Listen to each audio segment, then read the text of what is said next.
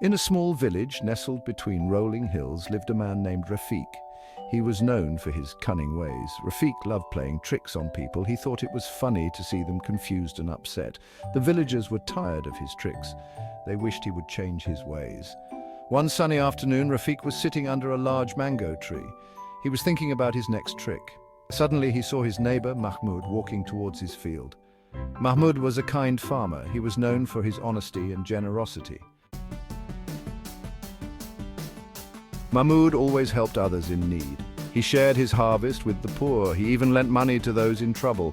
Everyone in the village loved and respected Mahmoud. They admired his good heart and helpful nature. Rafik, however, envied Mahmoud. He couldn't stand the thought of Mahmoud being so well-liked. Rafik wanted everything for himself. He was especially envious of Mahmoud's fertile land, which always yielded the best crops. That's when a wicked idea popped into Rafik's head. Rafik decided to trick Mahmoud into giving him a piece of his land. He knew Mahmoud was too kind to refuse a request. So Rafik planned to pretend he needed a small part of Mahmoud's land for a well. He thought this would be a clever way to get some of Mahmoud's valuable property.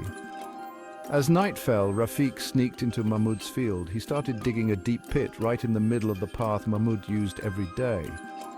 Rafik planned to cover the pit with branches and leaves. He would then ask Mahmoud for help, pretending he had fallen into the pit accidentally.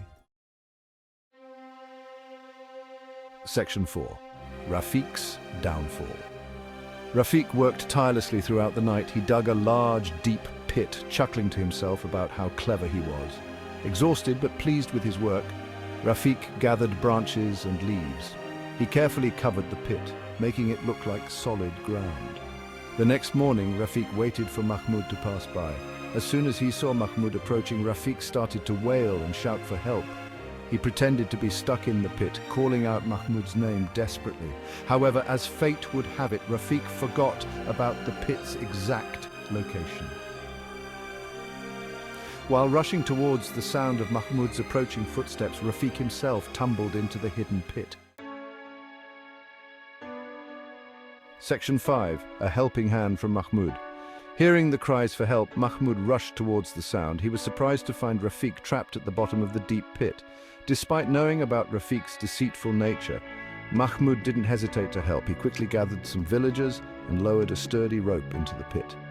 Rafik was embarrassed and ashamed. He realized the error of his ways.